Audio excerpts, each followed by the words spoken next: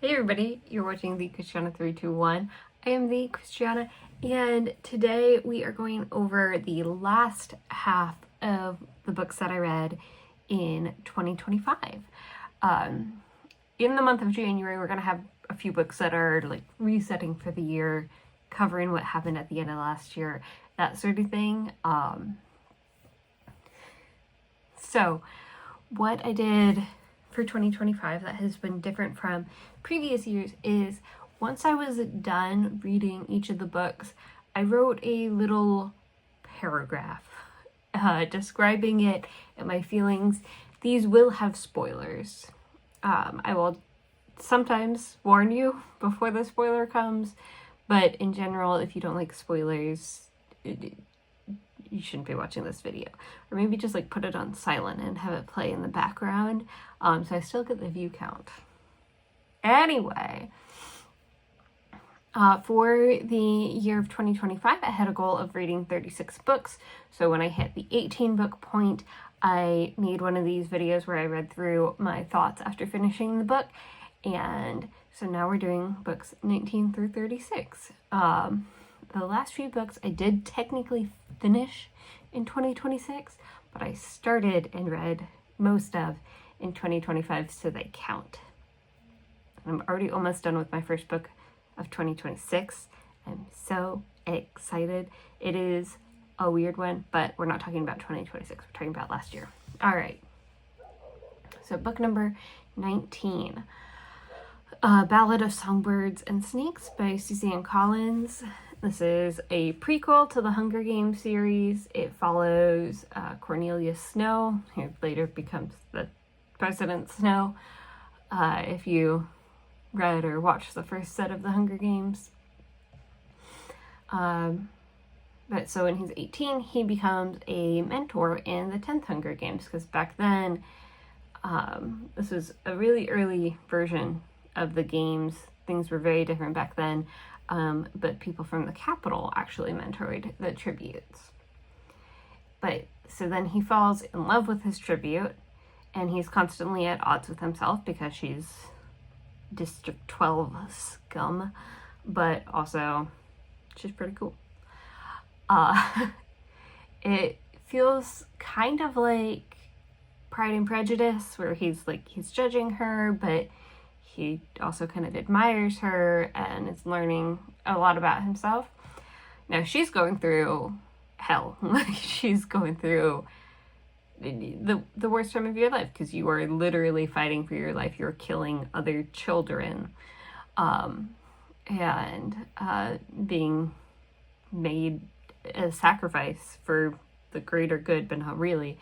But for him, it's like a little love story. So throughout the book, you see him have some character growth, and it seems like he's kind of becoming a good guy, becoming more virtuous. But then in the last chapter, he convinces himself that everyone is as selfish as he was when he was growing up, and so he should just continue being selfish. Like the original books, there's a lot of class warfare, us versus them mentalities. I was hoping for a little bit better explanation of why the Hunger Games exist. I still don't really get it, but it seems that the answer is that some people are just evil, and at least in Katniss's games, the tributes are treated better than they were in the first 10 or so games. But they are still getting sent to die for entertainment, so it doesn't matter that they fed them and trained them a little bit beforehand. So all the reasons for the improvements is you see where some of the ideas for the current Hunger Games happened, and the reason that most of them are happening is to make it more entertaining and have more people tune in to watch the games. So then I say I'll be reading the other prequel soon, which is the one that goes through Haymitch's games, the second quarter quell, the 50th games. I said maybe even this year, and spoiler, I did read it this year. Then I read book 20 is How to Keep House While Drowning by Casey Davis. I'm a little nervous to tell you about this one. So I picked this book up at the airport on my bachelorette trip weekend back in August, I think that was. And I didn't really know what to expect from it.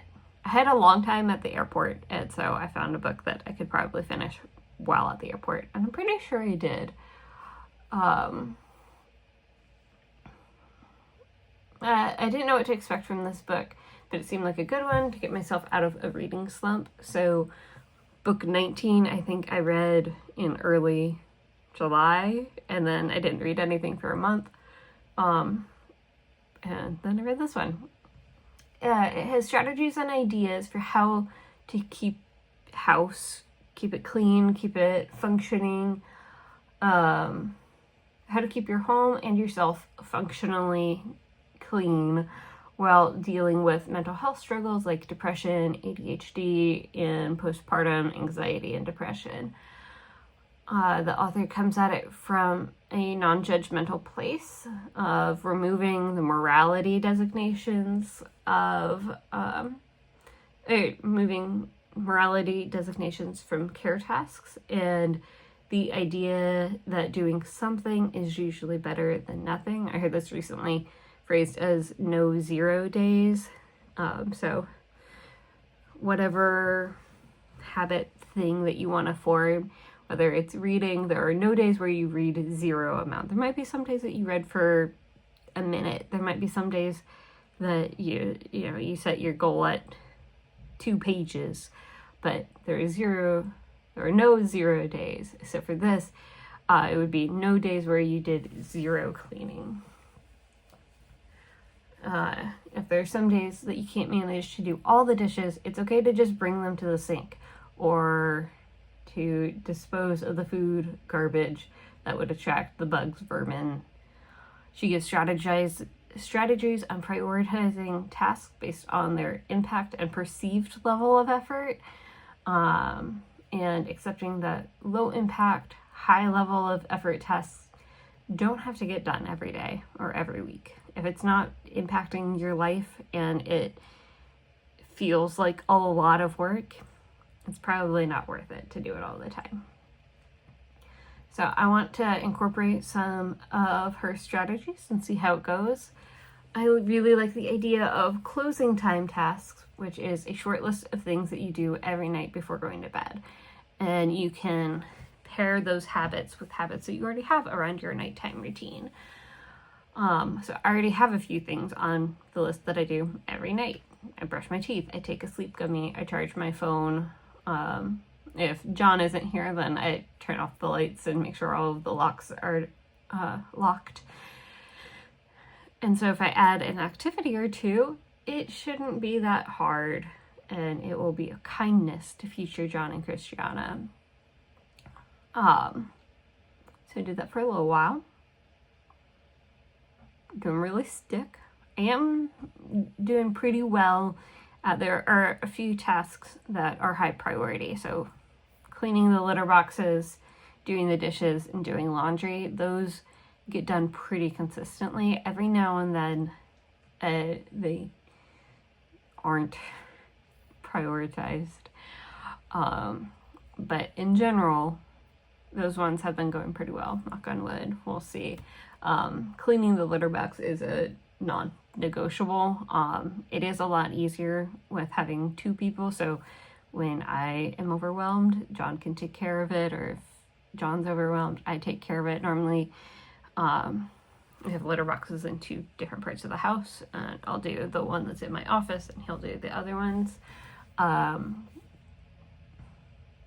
yeah, just the closing time routine is something that I think about every now and then, but it didn't really stick, and maybe I should re-up it. I have been reading more as part of my nighttime routine, which is a self-care task that is important to me. Alright, so then book 21, Sunrise on the Reaping. This is the other prequel to the Hunger Games. I found it a lot more interesting than, so this was the one that is following Haymitch's games. I found it a lot more interesting than Songbirds and Snakes. The President Snow one follows, I did not write a lot for this, follows Haymitch's Hunger Games and introduces a lot of characters that come back in the original series. And Haymitch was much more likable back then. But towards the end of the book, you find out why he became a drunk and a grump.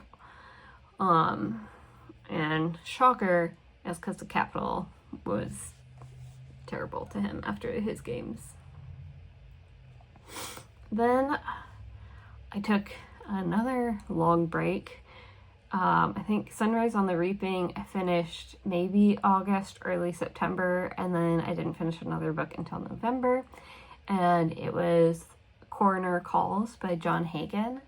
This is a nonfiction book from a coroner reflecting on the calls that he received over the years to go to a place where a person has passed away and check him out, make sure that he actually passed away, and do some initial investigating to find some clues as to why they passed away.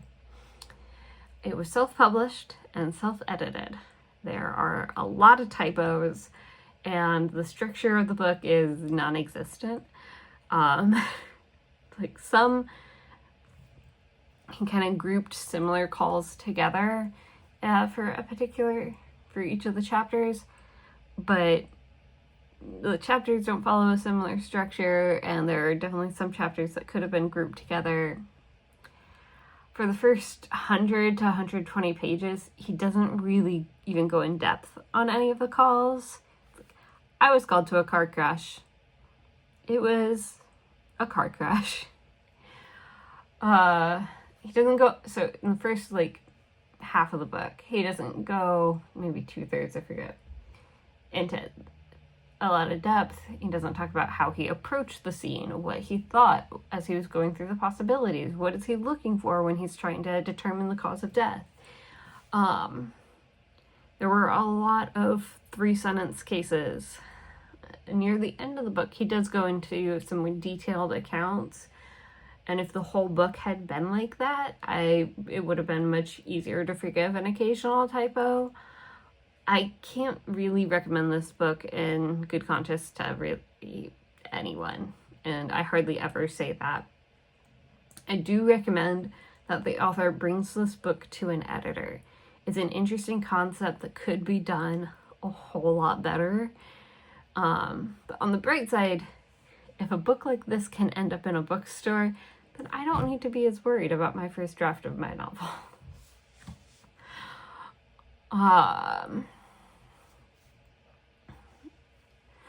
Then I read Carmilla by Joseph Sheridan Le Fanu, edited by Carmen Maria Machado. So I love this one. This is each year I try and read a classic monster book, and Carmilla was what I chose this year. I devoured it in less than a day.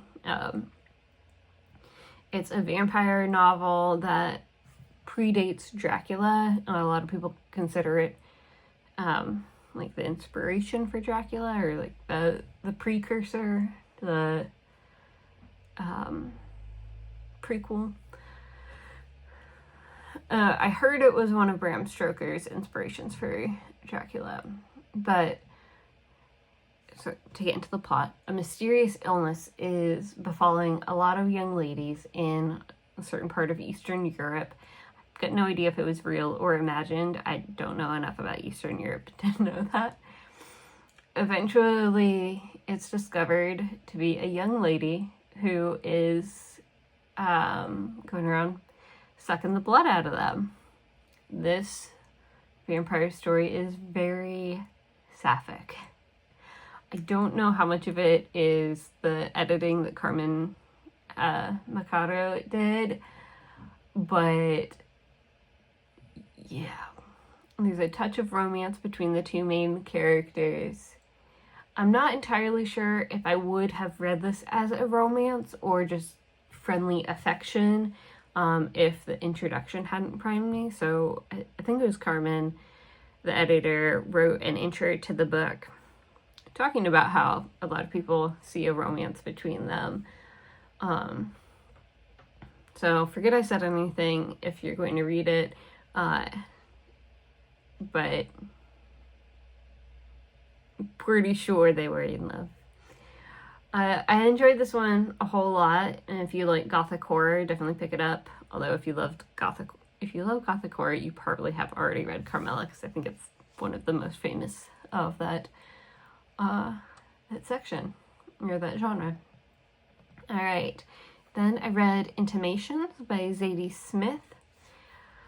This is a book that was written in the first few months of the COVID-19 pandemic, and she reflects on how strange life is. It's a series of short stories, kind of like a memoir about her life and just about these unprecedented times.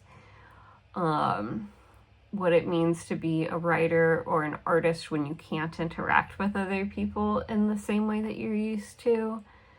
And it's really a snapshot of that, like, the first few months of 2020. And we were all in, when we had no idea what the next few months, years would hold. I enjoyed her no BS writing style. I know she's written a lot of other books, so I might try and read some more of hers soon. I haven't done that yet. All right, Verity. So, a friend of mine, Riverbend Resale on YouTube, actually recommended that I read Verity by Colleen Hoover. So, Colleen Hoover is one of the big book talk authors. She has a lot that get passed around. But depending on which side of TikTok you're on, or which side of the internet you're on, some people love her, some people hate her, but you can't deny she has a lot of books that get a lot of attention. So I read Verity. In this book, a writer is contracted to co-write a book for a famous author who got in an accident before she could finish her series. The main character moves in with the author, her son, and her husband to go through the notes that she had about this book series and at least get the outline started. But not everything is as it seems. Is Verity, the author, the original author, actually hurt? Has she hurt others? So this is where spoilers start. Because this is like a thriller, mental, psychological thriller kind of thing. There's a twist. You know there's going to be a twist. So the main character finds Verity's autobiography, and it turns out she was a sociopath who hated her children. So the main character ends up falling in love with Verity's husband while Verity's in a coma. She gets pregnant, and then she discovers that Verity is actually faking her injuries. The main character tells the husband about the autobiography and that Verity is faking it, and they end up kind of accidentally killing Verity for real.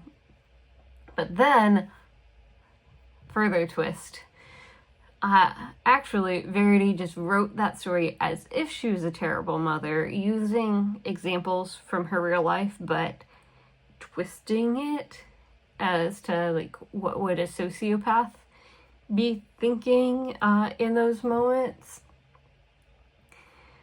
And her husband actually found it before Verity got injured, and he tried to kill her, and that is what caused her injuries that then she started faking.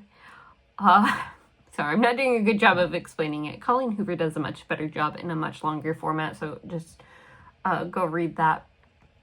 There was enough foreshadowing in the book there's enough foreshadowing in the book that the autobiography that Verity had written was going to be fake. So you were able to figure that out, and that the husband was probably responsible for the injuries.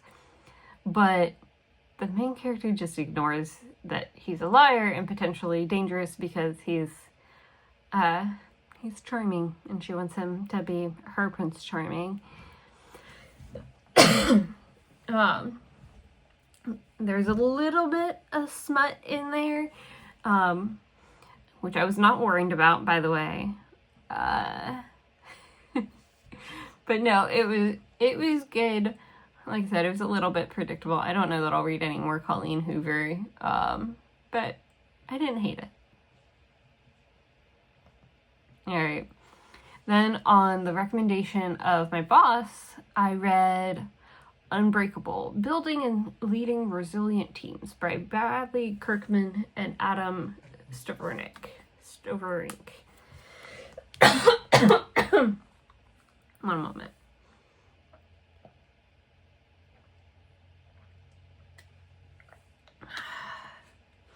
This book was so dramatic.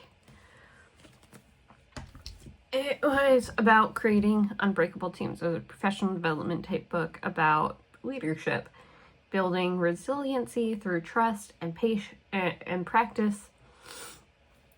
The basic idea being you perform like you practice. Make sure that you practice for lots of different scenarios. Practice the uncomfortable, difficult parts of project management and team management. So this could be improvising a difficult scenario at work and talking through it and what would we do in these like weird situations. Great. However, these authors chose like Navy SEALs and firefighters fighting the California wildfires and like all of the hospital operating rooms where it's life and death and all of these things. I'm like, my job's important, but there is rarely that much urgency as there would be in any of these examples. It's a 99.9999999% of the time, we have time to sit there and figure it out, put more thought into it. We don't need to be able to react immediately. It's not life or death. In the situations where we do need to react immediately, it's basically never life or death. In my industry, there are some people who are having to be able to make those quick decisions, and they need to be like on point all the time. But that's not me. That's not how my team is. So I didn't find it as eye-opening. My boss really liked it though, so I'm glad that I read it. Give some insight into how he sees the what we're doing. Alright, so then I read The Kamigawa Food Detectives by Hiroshi Kashiwa? Something. This book is about a father and a daughter who run a restaurant that makes a wide variety of food, basically whatever you can think of. But their specialty is if you come in and you describe a food from your past that you loved and maybe it's associated with a particular memory, they will recreate it. You tell them about it and they'll take about a month researching what it could possibly be. Maybe it was a recipe from a dead relative or that you had on vacation one time, and they will do what they can based off of what you remember of it to recreate it, and they do a good job. The book is essentially 6 short stories, but it's connected through the characters in the restaurant and how each of the dishes affected the lives of the customers. Some healed lifelong wounds, and it's not just about the food. It's, you know, they found out that the stepmom made separate foods because she was actually doing something. I don't know. It's hard to describe. But, and also there's a sleepy cat, and I enjoy books where there's a cat and nothing bad happens to the cat. And so, great book, sweet story, loved it. I feel like it's probably in the same genre of Before the Coffee Gets Cold-ish, like short stories, set in a cafe, restaurant, and learning about your past. Yeah. It was really good. I would recommend, especially if you like books like Before the Coffee Gets Cold. Then I read The Christmas Party by Catherine Croft. This is where we're getting into December. I didn't record the months, I just recorded the year, and this is in order that I read them. So, Christmas Party by Catherine Croft. A group of friends get together for the first time in over a decade to celebrate Christmas. Except it's actually to investigate the disappearance of one of the friend's sisters. No, one of the friend's sister. She disappeared 12 years ago at the last Christmas celebration. The friend group is full of history and drama, and all of the guys want the main character. A bit weird. Especially if the main character is supposed to be a self-insert. It's like, why all the boys have crushes on you and not the other two women? Okay. The reveal is slightly predictable, but they also didn't go into enough detail about how it stayed a mystery for 12 years. All in all, it's an enjoyable read for something quick and not too holiday-y, but still set in the holidays, you know? Then I read Banana Ball by Jessie Cole and Don Yeager. Have you heard of the Savannah Bananas and Banana Ball? They have a lot of viral clips on TikTok, Instagram, YouTube Shorts. But it's this baseball team where they're wearing all yellow, they're dancing, they're singing, they're on stilts and lighting things on fire in the middle of the game. Anyways, this book is a memoir written by the founder of the sport, and he goes into the ethos of the game, why they created it, to make baseball fun to watch again, and have a fans first mentality for the games. He talks about the ups and the downs of starting the sport. I really liked learning more about the game and the different people involved. I won't be inventing a sport anytime soon, but this book made me feel like I could. Also, if anyone knows how I could get my hands on the tickets to a game of Banana Ball, I would be very interested. Then I read Starter Villain by John Scalzi. This is a very funny book about a guy who's down on his luck when all of a sudden his rich uncle passes away. He never really talked to his uncle, so it was kind of strange that the uncle left the main character his entire empire, his evil empire. I thoroughly enjoyed this book. Definitely have to have a certain amount of just believe it, suspension of belief. I forget what the phrase is.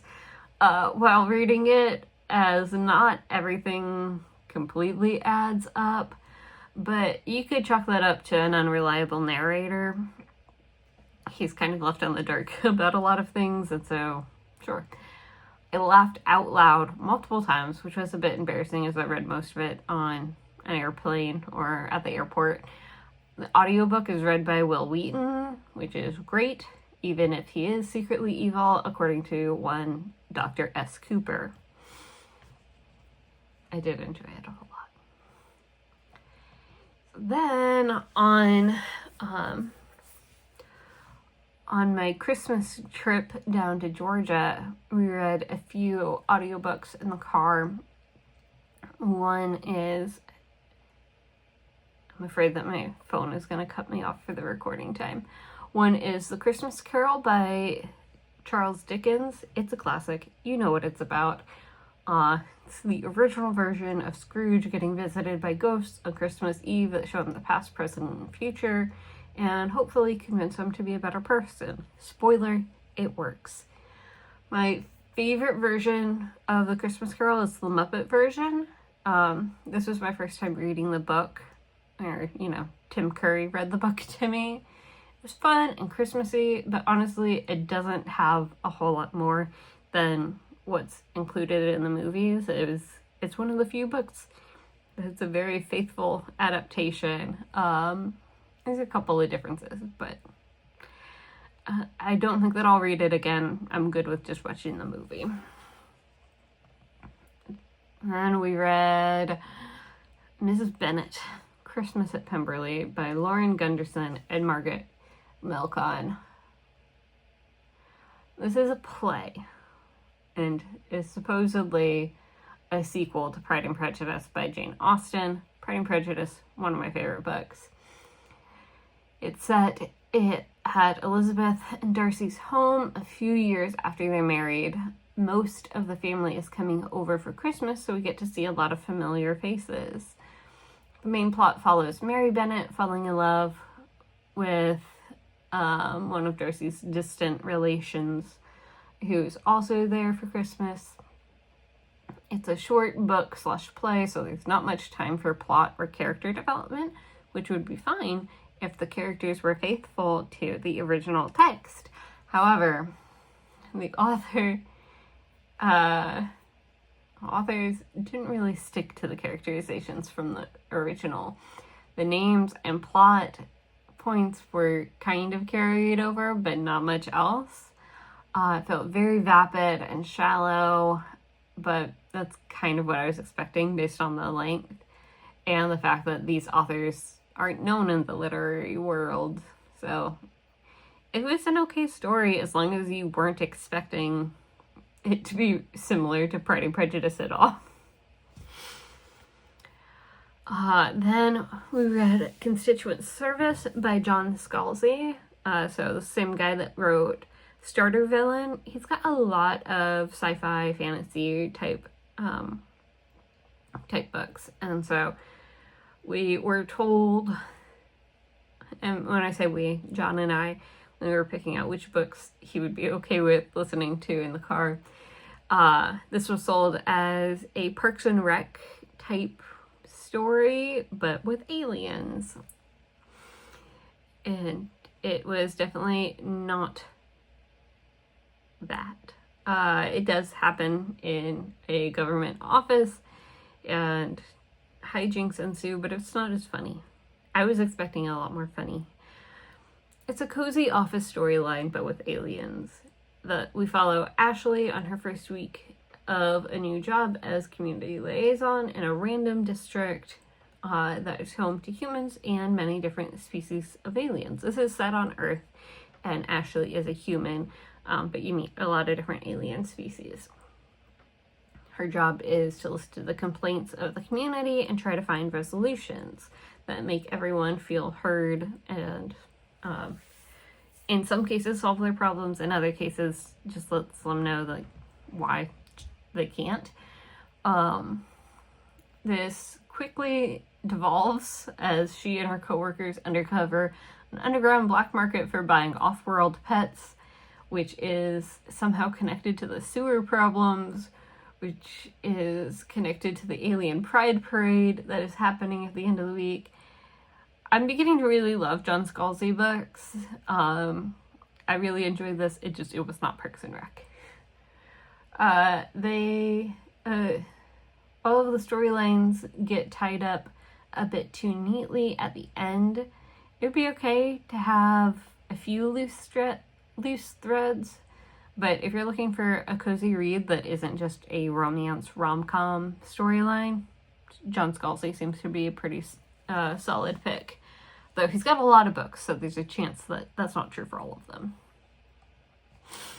Then I read Before the Coffee Gets Cold, which I alluded to earlier, by Toshikazu Kawaguchi. I feel like I said that right. Excellent book. Came highly recommended. I got a pack of the first 3 books in the series. I believe it's up to book 6 now, but the first 3 from the reviews I've read are the best. So basically, there's a coffee shop where you can travel back in time to visit with someone. There are a few rules, like the person has to have been in the cafe on the day you're traveling back to. You can't do anything to change the past, even if you try. And you have to finish drinking your coffee before it gets cold. When you finish drinking your coffee, you're transported back to present day. If you don't finish your coffee before it gets cold, you're cursed to stay in the cafe and be the keeper of time travel, it seems like. Which honestly doesn't sound that bad to me. The keeper drinks coffee and reads her book all day, every day.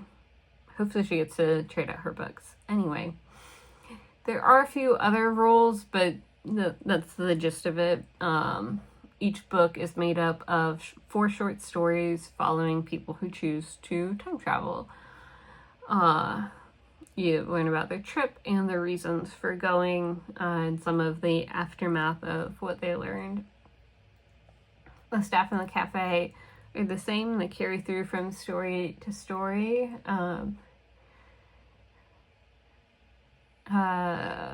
So like there's a through line of the plot. You get a little bit about their lives, but in general it was really sweet and enjoyable, and I would recommend. Although I see some people, or I could see some people getting really emotional over the topics and relationships that are covered. If that's not something that you are interested in having from your books, I don't understand why you're reading, but just thought I'd put that out there. I do hope that one of the stories, this is a bit of a spoiler for the first book, I want one of the stories to cover someone who doesn't finish their coffee on time and becomes the new keeper. I want to hear about that. I'll at least be reading the next 2 books in the series since I've already purchased them. I don't know whether I'll read beyond that though. We'll see. Alright, then I read Shop Girl by Steve Martin. You hear more about this in a vlog, because I actually vlogged reading a lot of it. That's what I wrote. This is another one that I don't know if I would recommend. This is, I think, the 3rd or 4th book this year, or of 2025, that I'm just not going to recommend. It tells the story of a kind of plain, kind of pretty shop girl in the 90s, early 2000s, who's struggling in life in LA. She has 2 sort of relationships that heal her, and eventually she becomes a full human being with fun experiences and a hopeful future. There's a movie. I haven't seen the movie, but I have to assume that it's better than the book. I get the feeling that Steve Martin wrote this book just wanting to make the movie. So he wrote a novella that was basically the plot line of the movie to help like steer the script writers. And the whole time I felt like I was just listening to him pitch the movie with very shallow descriptions of the people and very poor understanding of how women think, even though the majority of the book is from a woman's perspective. It's just not a good book. Just watch the movie. Even if it's not better than the book, it will save you a lot of time. And then the last book that I read is called Wicked Fox Cities, The Dark Side of the Valley by Frank Anderson. I talked a little bit about it in one of my Vlogmas videos. This was the last book that I read in 2025, and it was a slog getting through. It told a partial history of the region of Wisconsin I live in. I technically live in Green Bay, which is, I think technically Green Bay is a little bit north of the Fox Cities, but basically this area, and Green Bay is mentioned several times. And it starts with the Native Americans / indigenous people, and ended with Joe McCarthy's funeral. The first half of the book was about the Native people and tribal warfare and the different countries that were trying to get rid of the Native people, and different prominent people involved before Wisconsin was even a state. And while it was interesting, it really wasn't what I had thought this book was going to be about. The second half of the book was more aligned with what I was expecting. It was talking about the strange deaths and ghosts and that sort of thing happening in the area. Oshkosh fires, the sanatorium, an Australian boxer who trained in Wisconsin but was probably too drunk to remember it. I also learned that Wisconsin has a lot more famous people than I realized. And it kind of made me want to do a series on like the famous Wisconsinites over the years. Like Liberace, I guess, was from here. I did not know that. Anyway, that was all the books that I read last year. And I will do another video where I go through the stats of like the different genres, the different countries, the different time frames, all of that. It'll be a much shorter video though. If you have stayed all the way through this one, you're a real one. Thank you so much. In the comments, put just type Wicked. That was the last book. So that I know that you actually made it to the end. And I will see you really soon. I am going to try and do a video at least every other week for the first half of the year, and then I will get significantly less busy. I always say that though. We'll see. Anyway, I have a lot of videos planned. I'll say that. I'll talk to you soon. Bye.